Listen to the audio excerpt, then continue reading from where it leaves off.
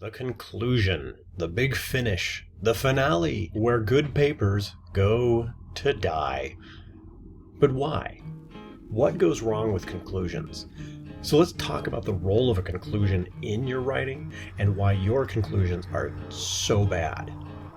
I realize I don't know you personally, and maybe your conclusions specifically aren't terrible, but right. The conclusion winds up being not only the weakest part of the essay, but almost entirely disregarded, when in fact, I would dare to say, your intro and your conclusion are not only as important as your body paragraphs, they may very well be more important.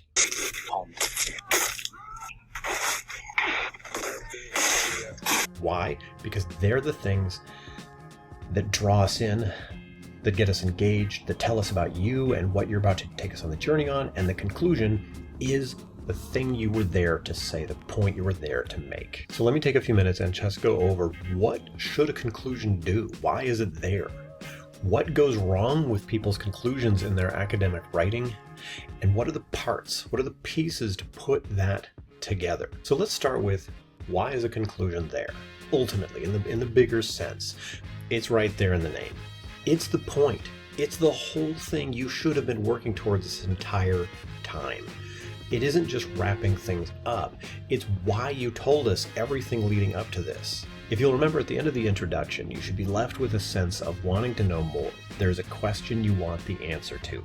It doesn't have to be a giant question, but this is where we get that answer. You put it all together and leave us with something new. Let's compare it to story. Stories are about that journey, the step-by-step and so on, but ultimately it's about the ending. Think how many great stories there have been, TV shows that have started strong and engaged everyone because they blew the ending. Retroactively, people hate the whole thing. This has happened again and again, and without that good conclusion, your whole essay is just lost. Let's put it the simplest way, that most popular of genres, the crime procedural, the murder mystery, the whodunit. Yeah, we're there for the crime and the red herrings and the clues and trying to solve it ourselves, but we want that ending. We want the end where everyone's gathered and we find a surprising result that we feel like, oh, we should have seen that the whole time. Imagine getting to the end and not even finding out who done it.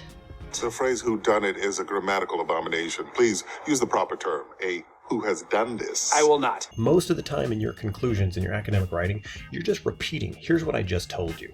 That's it. It's not a conclusion. Thank you for joining me. In my investigation of this gruesome murder, I have shown you 3 things. That it was the wine that was poisoned, but no one else was harmed, as the poison was only activated when mixed with Sprite, which only the victim added to his drink. That the gardener couldn't have done it because he's left-handed. And that Lord Figgy Pudding has an airtight alibi, as he was at the time of the murder at an all-night game of Dungeons & Dragons. The end. That's just repeating the middle in short form. So what else goes wrong? How do you not end your essays? You're often so tired and so glad to be done, and it's due in minutes, that you just crank out a few sentences of whatever. Other times, you're not sure what to say, and you just sort of throw down as much as you can, and you end up on some new point that makes the reader think, wait, was that what this was about? Do I need to backtrack? Or you try to get too grandiose, right? You try to do the epic ending. It's sort of the equivalent of the "since the dawn of time" introduction. You end up doing some giant, "and so, as the horses thundered over the horizon, and the sun set on another day," like just put it together. This was not an epic. This was an essay about photosynthesis. All right, so let's look at the parts a little bit. What actually goes in it? The parts of it speak to both its central task, but also another really key role in what your conclusion should do, which is create a sense of control over your writing, bookending it. As a starting point, as a template, there's 3 parts to a conclusion that should mirror the introduction in reverse.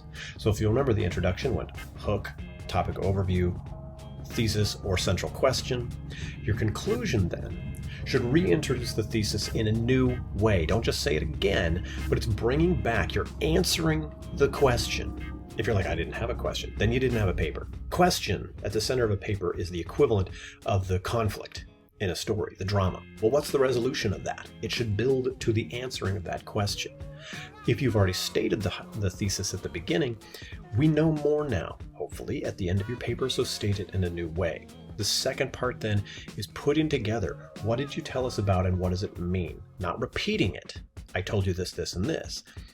But kind of combining it into, so how does it all go together? How does this expand on the thesis? And finally, that closing image that ideally directly connects back to that opening image. That creates a sense of closure and, again, that control that you were working toward this conclusion. This is a really important piece, that you were working towards this ending, and now that you've made your point, you're done. You aren't just writing until you hit the word count and then peter out, or until you literally can't think of any more words.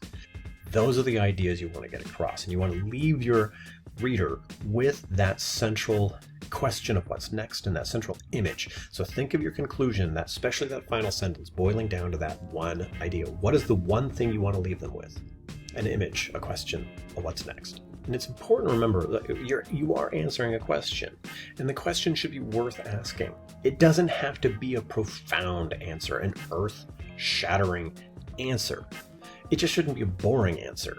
So if you're talking about Abraham Lincoln's second inaugural address, it's enough to answer the question, what tone did he set and why? Why does he give this tiny little speech that's so brief?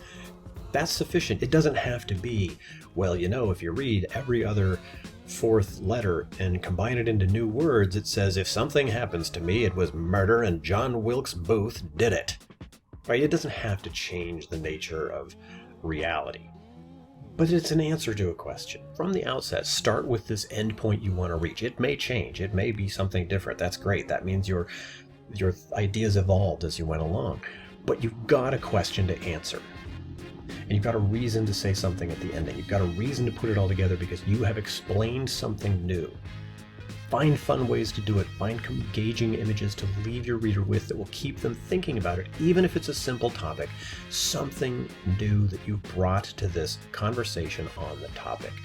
Remember, when it's time to make a point, get creative. And when it's time to be creative, make a point.